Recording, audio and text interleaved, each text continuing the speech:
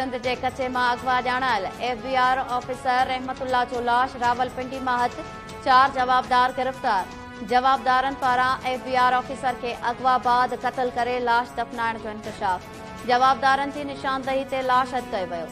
Police जो चवण है तो गिरफ्तार जवाबदार मक़तूल FBI अमलदार जा दोस्त आहिनि। सादिक नाले एक जवाबदार FBI ऑफिसर जो मालिक मकान भी हो। गिरफ्तार जवाबदारन में वहीद गुल, सादिक, मोहम्मद बहादुर और अब्दुल्ला शामिल आहिनि। वारदात में इस्तेमाल थियल हथियार और गाड़ी भी हथ कई वई आहे।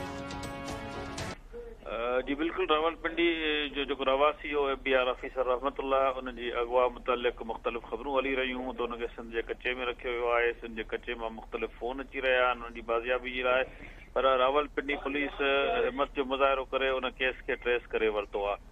इन सिलसिले में उनजी अगवा में 4 जेके जवाबदार आहिनि उनखे गिरफ़्तार भी कयो वियो आहे और उन वटां पुलिस असलो भी हथ कयो आहे। गॾोगॾु उन्हनि जवाबदारनि जी सुञाणप वहीद गुल, सादिक, मोहम्मद बहादुर ऐं अब्दुल्ला जे नाले ते थी आहे। इन्हनि ऑफिसरनि खे अगवा कयो ऐं गॾोगॾु ॿुधायो पियो वञे त जेको मक़तूल रहमतुल्ला आहे उनखे अगवा खां पोइ फौरी तौर ते हिननि क़त्ल बि करे छॾियो हो ऐं जवाबदारनि जी निशानदेही ते उन जो लाश हथ कयो वियो आहे।